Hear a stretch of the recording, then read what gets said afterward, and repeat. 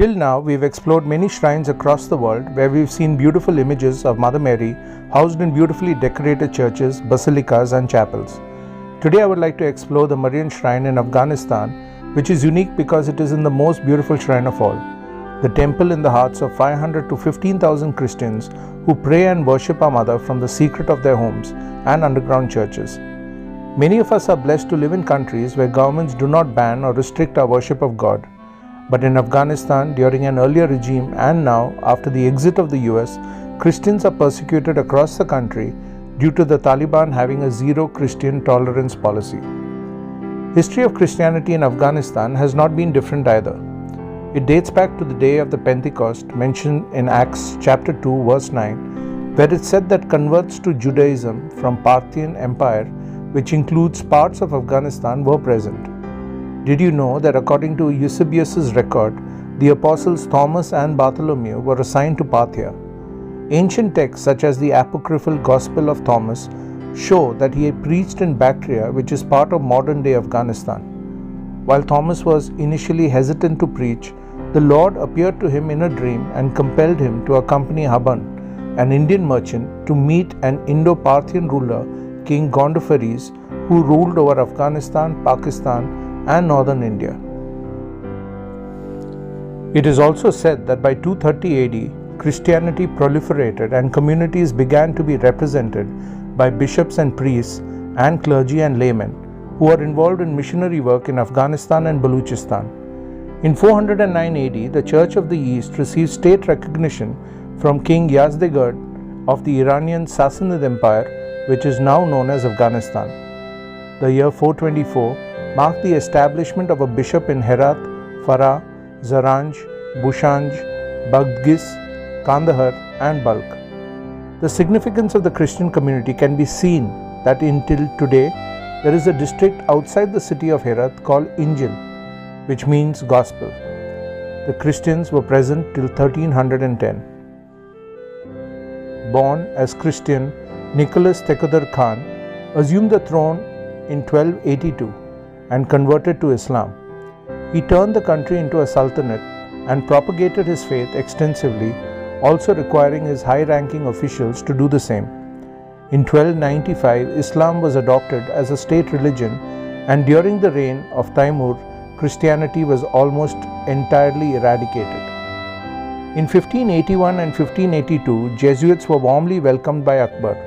However, there was no lasting presence of the Jesuits in Afghanistan. In 1655, Armenian Christian merchants lived in Afghanistan, for which priests were sent by the Armenian Apostolic Church. In 1755, the Sultan brought Armenian gunmakers to Kabul, and by 1832, there were around 23 Armenians living in Kabul, which dwindled to 18 by 1870. By 1897, however, Sultan Hamid II expelled the Armenians from Kabul to Peshawar, suspecting their loyalty. In 1950, the Italians were granted permission to build a chapel inside their embassy for their technicians at the request from Rome. Italy was the first country to recognize Afghanistan's independence in 1919, and when asked what they would like in return, Italy asked for the building of a church within the embassy compound. In 1994, however, the only priest, Father Moretti, had to return to Italy when a shrapnel hit him in the head during an attack on the Italian embassy. In 1959, President Eisenhower, on his visit, requested for the building of a Protestant church. Permission was granted, funds collected, and the church was built. However, the church building was destroyed on 17 June 1973 during the Republican coup d'etat by Mohammad Daoud Khan against the monarchy. Since then, no place of worship has been authorized for Protestant Christians. After 1994, only the Little Sisters of Jesus were allowed to remain because they were there since 1955 and their work was renowned. Christians were persecuted after the Taliban came to power in the mid-1990s. The number of converts to Christianity increased as the US presence increased after the fall of the Taliban in 2001. Most of the Christian converts lived in urban areas, so the threat from the Taliban was minimal. But many Christian converts started fleeing Afghanistan, mostly to India, around 2005, fearing their identities might become public.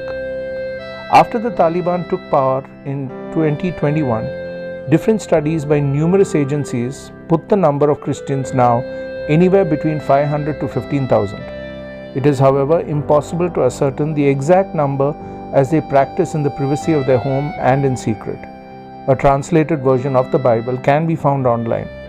However, imagine their faith and love in God, that in spite of the fear of death hanging over them if they were to ever get caught, they continue to protect Mother Mary and Jesus in their hearts and homes. In all the times Mother Mary has appeared all over the world, this is all she wants from us, to make our bodies the temple of our Lord Jesus. It's a lesson we can learn from the Christians of Afghanistan. Today, let's pray to our Mother Mary for the 500 to 15,000 shrines of Mother Mary in Afghanistan for their peace and safety. Thank you.